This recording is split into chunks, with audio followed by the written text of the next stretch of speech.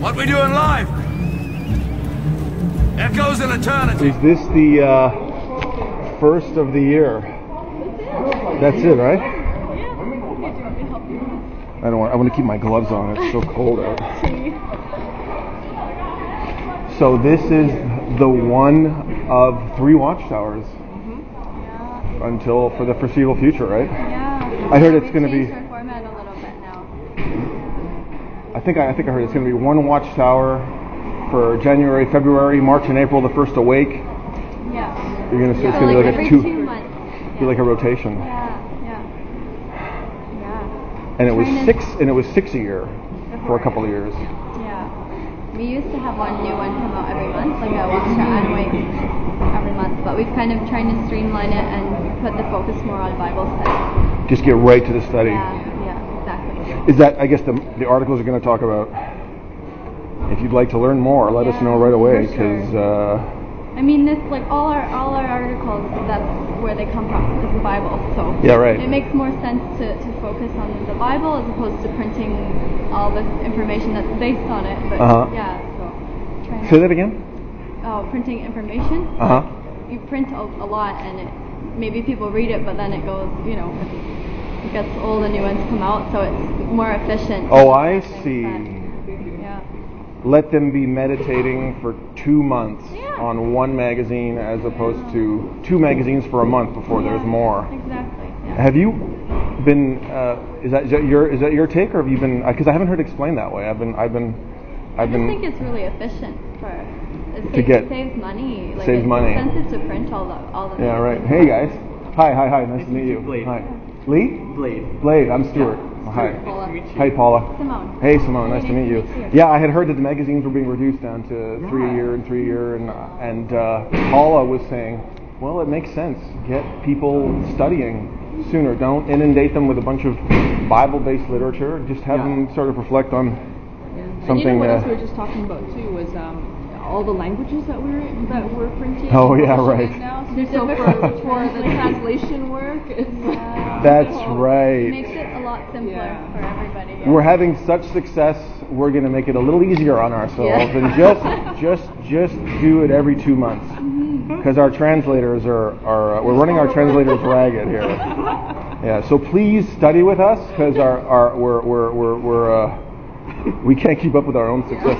I used to study actually once upon a time. Yeah. It was a very positive experience. Yeah. I think a person is going to learn things studying the Bible with Jehovah's Witnesses that they're definitely not going to learn anywhere else. Right.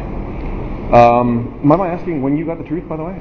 How old were you? I was raised in the truth. My Okay. parents were both witnesses. When did they get the truth? My mom was raised in the truth as well, and then Your my mom was dad was. I think he got it later. Yeah. Right. And then so he was. Your mother was taking it seriously. Your father finally. I think before they got married. Yeah. Oh, I see. Okay. Yeah. So then, with the marriage, it became a group effort. Yeah. Right. Exactly. And then But you were raised from birth as a brother. Okay. Yeah. Yeah. And yourself? Mind my ask? But I mean, I was also raised in the truth. You were raised in the truth? Mm-hmm. Your parents got it before you were born, I guess? Separately. But separately? Yeah. Okay. And Paula, when did you get the truth? Paula? Simone. Oh, Simone. Paula, Simone. That's right. Yeah. Blade's my brother, so we were both raised in So, the truth. okay. Yeah. So you're all pretty much second generation witnesses. Yeah. In our family we have 5 actually. You guys have 5. You have 5? Yeah. Out of how many siblings? Just the 2 of us, yeah. But my parents and then her mom and her great-grandma. Okay. Yeah, so we're the 5th. That's pretty good. That's pretty good, yeah. But I didn't get started. Like I was baptized when I was 13. I don't know, you were 14. Yeah. Yeah, so You were 13, you were about 14? Yeah. Yeah, that's when I knew, we studied when we were little, but when I decided to really make this with my own was when I was 13. Yeah, right. Yeah. I was about 18. Yeah. Oh yeah. Yeah, I was, it was just a little piece of literature. Oh yeah. And it was just the reasoning on the scripture that just blew my mind, right? Oh, yeah. So I wanted to investigate further. Yeah. And the couple that started studying with me, that took me on, Yeah. they were coming to get me at home. I was in college at the time. They were coming to get me at my home, Yeah. bring me to their home to have the study, and then bringing me to school when we were done for my first class. Wow. So they were going out of their way. Yeah. And that Well, made it's worth such an impression Yeah. at the time, right? Awesome. And then about 6 weeks later, I went to the first meeting, Yeah. right? And I guess they had been talking about me a little bit, sort of saying, oh, there's this Everyone nice knew young you. man that we're studying with, Excited. and we're excited about the progress he's making, and please be nice to him when he comes, Yeah. We're hoping we'll see him at a meeting soon. So that first meeting I went to, Yeah. I was obviously not a brother. I was just a Bible study. So I wasn't dressed properly. I probably had that deer in the headlights look. And like 40, 50 people are coming up to me going, Yeah. "Oh, you must be Stuart. You're studying with brother and sister so and so." And I was like, Did it freak "I you out guess a little that's bit? me. I guess that's me, right?" Because you know the way you guys are with like newly interested people. Oh, You're yeah. kind of like, So excited. "Oh, It's exciting. what's their story?" Yeah. Yeah. So I was about 18, Yeah. and then I moved out. I quit school because Oh, really? it had such a profound impact on me. I spent 2 years in college. I left in third year because it was sort of between the studying of the Bible with Jehovah's Witnesses and what I was learning at college. It was clear I couldn't do both. Yeah. I had to commit. I like to commit, right, so that I can get the most out of something. So when I was about 24, I got baptized, Yeah. and I had a nice long experience, doing metro witnessing and pioneering and studying with people. But I eventually had to stop. I had to stop taking it quite so seriously because I kept discovering that what was being presented to me as what the Bible really teaches wasn't what Watchtower was saying 10, 20, 50, 100 years prior the Bible was really teaching. So then I said, well, okay, hold on a minute. Is something true because people are raised, exposed to it? Is something true because more and more people believe it and spread it and translate it? Or is something true because it proves to be as true tomorrow as it did today and the day before? And unfortunately, I couldn't say that about what Jehovah's Witnesses teach. So I had to stop studying. It's everybody's choice, right? Everybody's free to make. Everybody's free to make that choice, yeah. And of course, there are some scandals developing with the organization right now. Are you guys aware of some of them? Some of the court cases and some of the investigations and some of the scandals. Not currently, no. Not currently. The class action lawsuit being filed in Ontario.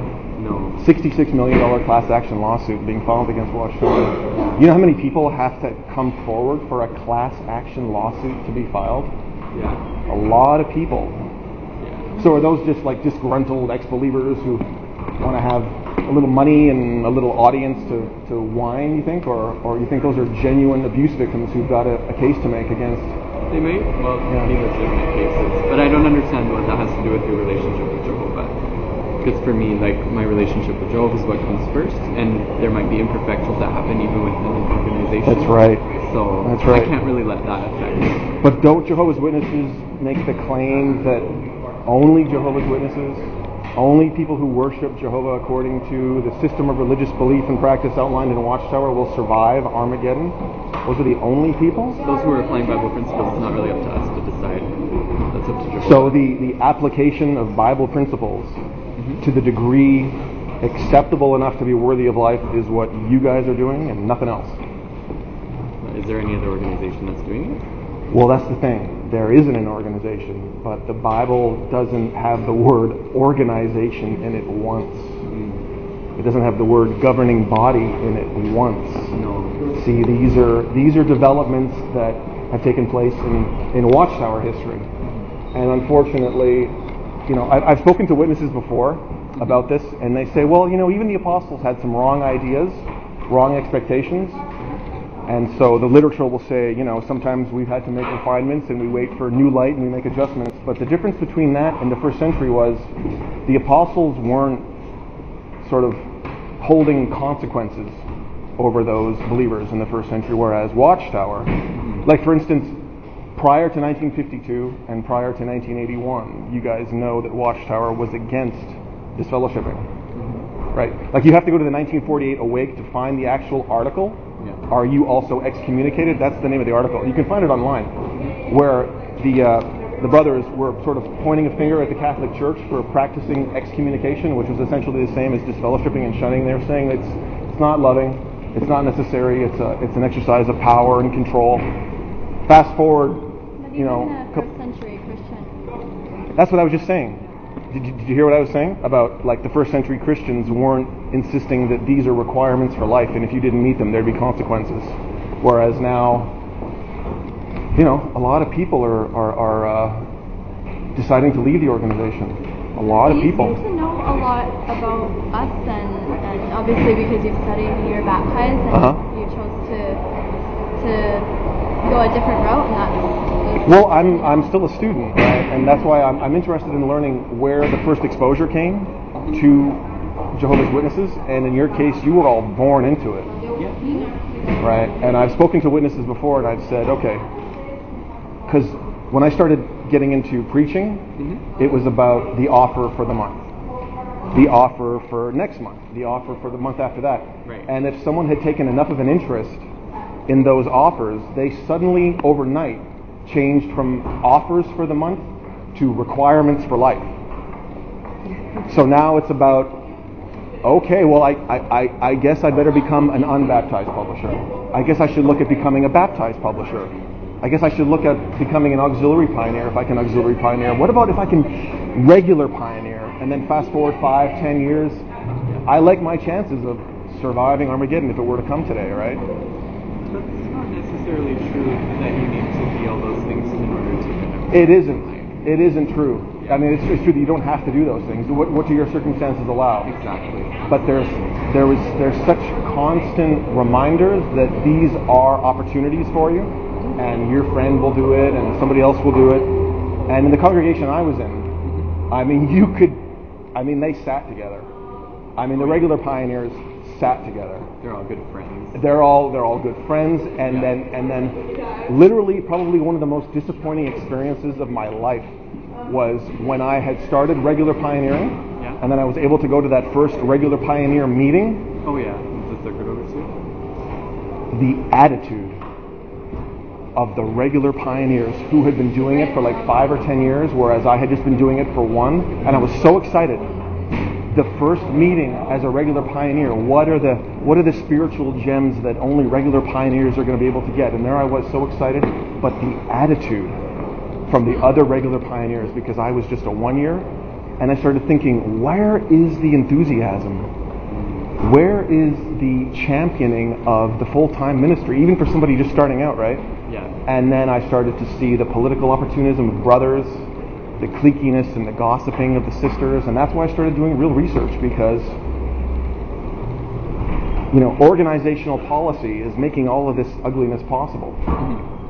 And then I started asking some really tough questions, like how many Jehovah's Witnesses martyr themselves every year in a hospital bed? How many Jehovah's Witnesses, after being disfellowshipped, kill themselves because they can't handle not being able to see their own flesh and blood? And of course, how many Jehovah's Witnesses kill themselves after being abused by one of Jehovah's Witnesses and have that abuse treated as though it never happened because there wasn't a second witness, or because their abuser didn't confess? That's a lot of people. And unfortunately, the only organization in a position to tell us exactly how many people are killing themselves because of Watchtower policy is Watchtower themselves. And of course, they're never going to do that. Do you mind me asking, since you've gone into this research on your own and gone in your own research, and have you found a outlook for the future and Well, that's the thing. That isn't the point, right? It's like kind of is. No, it isn't, because I was in a burning building being one of Jehovah's Witnesses, and somebody said, "You're in a burning building. They don't have to offer me, a pass to Disneyland. They just have to help me get out of the burning building, right? So I don't have to replace the hope with something else. That isn't the point. The point is that I'm being honest about the research I'm doing, and I'm being honest about what I believe. And I thought I was also at the same time standing where you're standing, and unfortunately, it wasn't true. The blood, the shunning, the faithful and discreet slave, the generation, the superior authorities, aluminum, transplants, celebrations, facial hair, grooming. I mean, it kind of adds up, right? And then that with some of the attitude that I was seeing, and it's interesting that the people who I'm talking to, who are still doing the cart witnessing, 8 times out of 10. And I've talked to maybe 20 of them so far. 8 times out of 10, they're second generation witnesses. They were raised in the truth, or they started studying at 18 years of age or younger when they're quite impressionable. And of course, who doesn't want to keep studying the Bible if it means surviving Armageddon, which is coming at any minute, right? And especially as children, we really want to cling to that safety, right? So I just find it interesting. Quite a lot in Vancouver are raised in the truth. Yeah. Oh, so you're saying that's just exclusive to maybe Vancouver, British Columbia? No, I don't think so. I just think like among a lot of my friends, you're all raised in the truth. But you eventually get to a point where you need to take it seriously, and you can't keep continuing in the ministry, going to all the meetings, if you're not serious about the truth. So Right. you get to a point where you have to decide. But when you say the truth, Yeah? what do you mean? The truth that's found in God's Word, the Bible. Okay. Yeah. As explained to a sincere student by Watchtower. As explained, yeah, the faithful and discreet slave does provide tools, but it's up to us to decide whether or not we want. Right. We have to do our own research. But if you're only doing your research into Watchtower through Watchtower publications, doesn't that make you sort of ignorant? No offense? No.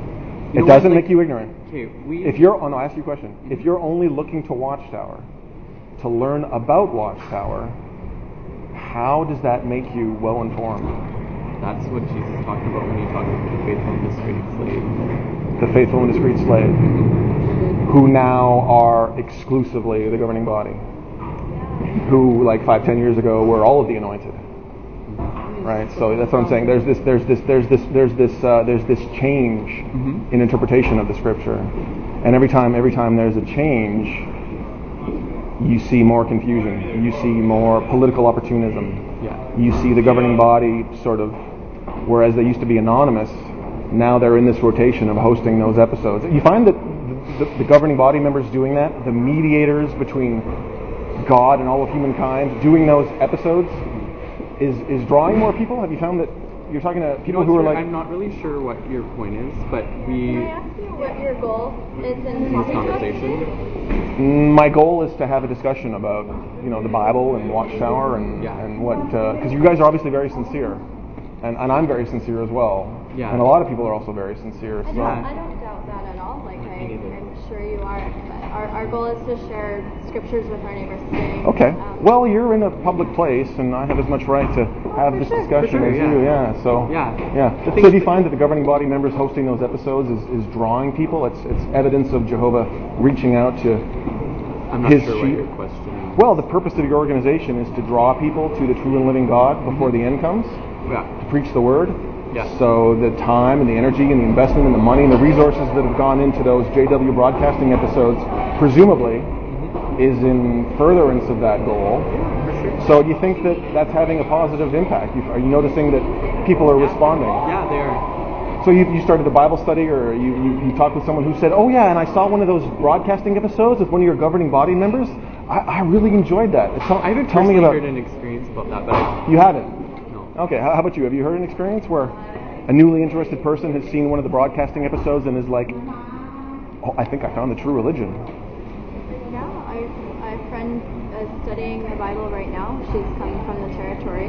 Okay. Oh, that's true, And she watched the one on women in August, and she loved it. She Oh. really appreciated it, and it touched her heart. So, yeah. And that was sort of her awakening, that first little spark that got triggered, and then she wanted to study, or was it something in the literature, or a meeting she had been to, or? Well, she'd been contacted in the territory, and honestly, she really wasn't that interested. Okay. She had told me, but there was just something about it that she. That's amazing. That's amazing. Yeah, because I've talked to other witnesses, and I've asked them about that, and they're saying that's not really the point. The point of the episodes is to sort of unify us, meaning you guys, right? To see the governing body members up there and feel connected to them.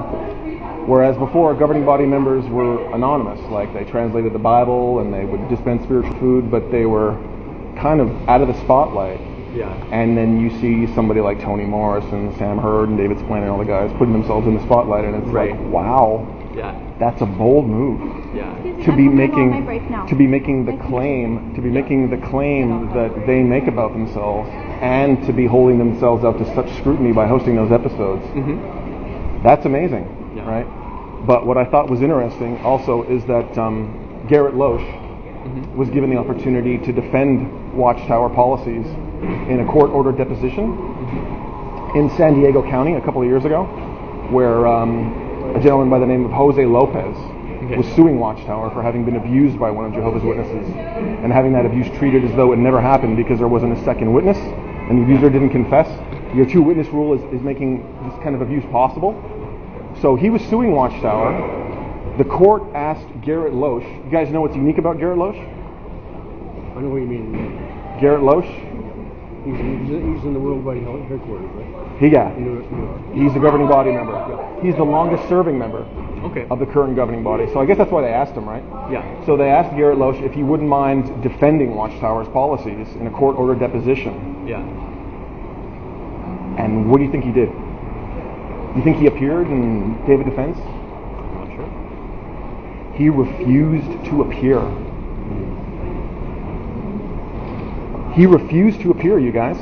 And instead, through Watchtower's legal department, he submitted a written statement where he disavowed having any connection to Watchtower. I am not an agent. I am not an officer. Watchtower has no authority over me. You can find the written statement online. They released it. Yeah. So I thought, isn't that interesting? Yeah. Here is a man who is claiming to be one of 7 men who are mediating between the true God and all of humankind, who has the Holy Spirit operating in his life to such an extent, he can't appear in person to defend Watchtower policies, the two-witness rule, which we know in Australia has made it possible for over 1,000 alleged pedophiles to go unreported to the police. Between 1950 and 2006, that's what the Australian Royal Commission concluded. With the findings and the files that had to be handed over. In Australia alone, over 1,000 pedophiles went unreported to the police because of the two-witness rule, which is scriptural, but is also making it possible for the worst people to go free and unreported. Do you think if Jehovah's an all-powerful creator that he'll be able to fix this? Well, see, if Jehovah is an all-powerful creator and Watchtower and Jehovah's Witnesses are his one true religion, it shouldn't be an issue in the first place.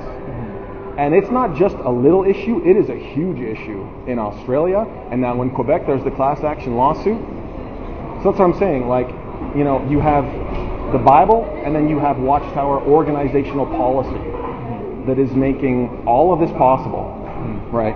Like I was saying, how many Jehovah's Witnesses kill themselves every year after being disfellowshipped and not being able to cope? How many Jehovah's Witnesses kill themselves in a hospital bed? Which wasn't always, you know, it was 1948 or 49 where they decided, you know what, no more blood transfusions from now on, by the way. We decided that scriptures say this. And then, of course, how many witnesses kill themselves after being abused by one of Jehovah's Witnesses and have that abuse treated as though it never happened by the judicial committee? Should not be happening. And it's not Well, that's right. the thing. It isn't right. And you know, people deserve some disclosure. Would you guys like to see some disclosure on those issues? You know what, Stuart? I'm going to end the conversation right now because I feel uncomfortable, and I don't feel uncomfortable. Well, that's good. I'm glad for you, but How about you? Do you feel uncomfortable, sir? Can you think of some changes you'd like to see in the organizational policy that'll help prevent Jehovah's Witnesses from killing themselves to the extent that they are? To be honest with you, I've never heard of any of that. You never heard of any of it? Well, unfortunately, you're not going to hear of any of it because you're only learning about Watchtower through what Watchtower teaches you. You're going to have to be a little more honest in your research. Unless you have something else to offer us that's better than having a relationship with Jehovah God, like our conversation. I don't really have to do that. So, Okay. I mean, that's not... Well, it just seems like you're here to undermine our faith. Well, it seems like you're telling me how I need to proceed in this conversation. No, I'm just telling you I'm uncomfortable. I've noticed that about cult members. Like, if the conversation doesn't flatter you, and if you can't control the conversation, you feel uncomfortable and want it to end. I've noticed that. Yeah. So what about some changes to like organizational policy? What would you like to see? I uncomfortable, and I would like to end the conversation. Okay. What about the 1919 teaching? Like, on what basis were the Bible students chosen as God's organization in 1919? Have you seen some of the any more of your questions. Have you seen some of the literature from 1919? The finished mystery? You know, it was taught that Charles Taze Russell was the seventh angel of Revelation. Did you know that? The seventh angel of Revelation. Yeah. What about prior to worshiping both Jehovah through Jesus? Did you know that Jehovah's Witnesses used to worship both Jehovah and Jesus? They changed the charter.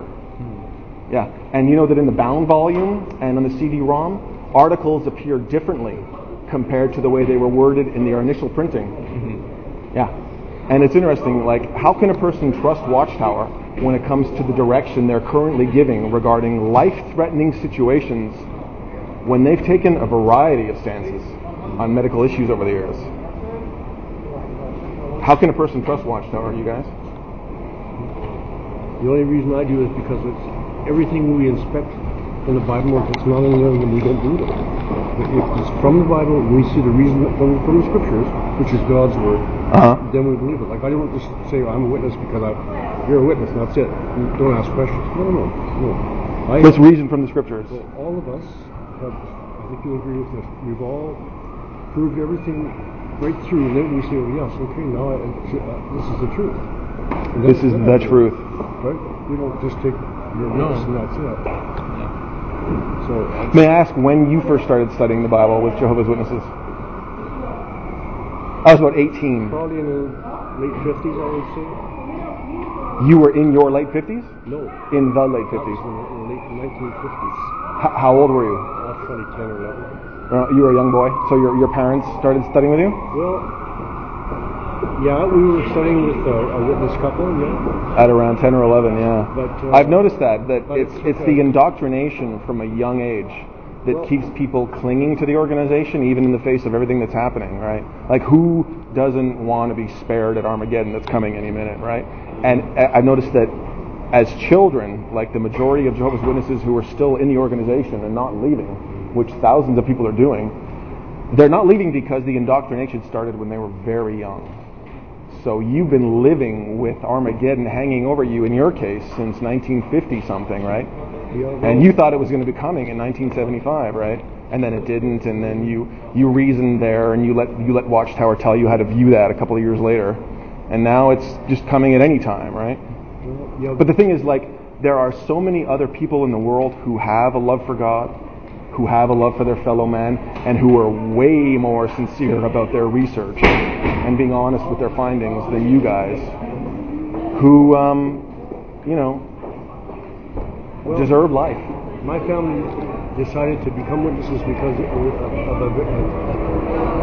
a tragedy in our family. My sister was killed in a car accident. So what we're going to see here in the resurrection, you guys, right? We certainly hope so. That kept my mom. Yeah, well, that's knowing that she's going to see my dear sister. I think about that all the time too, and that's what made us really start to think about: are we going to see her again? And, it's a terrible thing. It happens in a lot of families. Death, it's a terrible thing. And the people responsible for that teaching, for that interpretation of the Scriptures, was the faithful and discreet slave, right? The governing body. Yes. But unfortunately, they will never be able to deliver on that promise. They are responsible for you believing that promise. Because there are a bunch of other ways to interpret those Scriptures. But the governing body told you, no, it's going to be an earthly paradise. You will see your sister in the resurrection. Now get pioneering. Now underline your Watchtower. Now don't miss your meetings. Now get to your service groups. Now don't celebrate Christmas. Wasn't that clear for us? The end of our conversation. Right? Wasn't that clear for us? It wasn't that way for you? No, it took a long time. I celebrated Christmas when I was a young boy, and we realized that the pagan celebrations didn't stop. That's right. The resurrection hope. The Bible. Do you have family who aren't witnesses who do celebrate Christmas? Or are you all out of the world? Yeah, there are some. There are some. So Christmas is a pretty tricky time, I guess. It comes up and they know and you know, and you just kind of wait for it to pass. Well, what can I say? That's right. Nothing wrong with buying presents and having dinner together. The Bible teaches us to be happy. Right. But it doesn't have to happen, to something that's not real. Yeah. I can see that. I can see the celebration thing, yeah. It's like the crucifix, for example. If Jesus was shot with a rifle, would somebody hang a rifle on their neck? Right. I often think of that, Besides, you know that too. It wasn't a crucifix. So what's the comparison with Christmas? Sorry. To the cross and a rifle? Why'd you make that comparison? I don't. There's no connection. I just think. No connection. Just a point you felt like making. I'm just saying, even the cross, is you look it up and the common things that put somebody to death on a stake, an upright fall. Right. Stauros. Yeah, it's the stars. Yeah. Sure. But nowhere in the Bible does it talk about two pieces of wood coming together to form a cross. He must have died that way. One thing I would not want to be, and that's a little evergreen tree at Christmas time. To be an evergreen tree at Christmas time? I would not want to be. Avoiding all the axes. Please don't chop me down and turn me into a pagan symbol. Or I wouldn't want to be a turkey at Easter time. A turkey at Easter, that's right. Yeah. They've got it tough. Yeah. But you guys haven't heard of the Australian Royal Commission and the class action lawsuit being filed in this country? No, I haven't. Honestly. Interesting. Yeah. Jeffrey Jackson appeared. Another one of the governing body member leaders. Jackson? Yeah, Jackson. And he admitted, there must be a problem. And it was funny. He was having a conversation with the head counsel, and he actually said in the interview, you can find this on YouTube, where a lead counsel was asking him a question about his interpretation of the scriptural principle at play, and Jeffrey Jackson actually said, and I'm not kidding, he said, I don't know, I'll ask Jesus when I see him.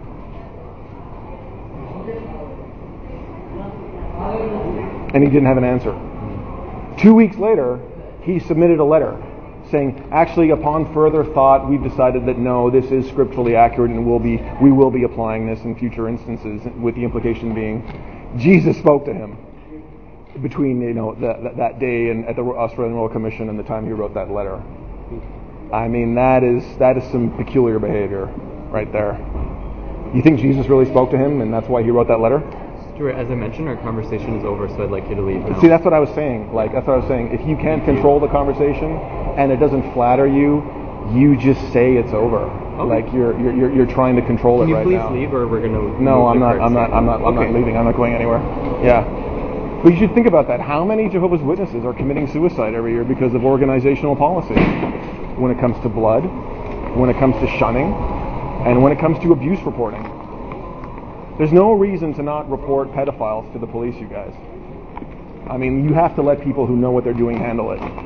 When I was a witness, I think the highest job I ever had was sort of a bookkeeping assistant. I was in no position to talk to children who had been abused. And I know most brothers and sisters are window washers and window cleaners and janitors, and that's all fine and good. But how does that qualify you to sit in on a judicial committee talking to a child who's been abused, right? It's a little out of your depth, right? Just like thinking that you know everything there is about the Bible is a little out of your depth when you don't even realize organizational policy that makes it possible for pedophiles to go free, you guys. And you admitted you didn't even know about it, so learn about it. Oh, Lido! Hey, you guys, let me get this for you.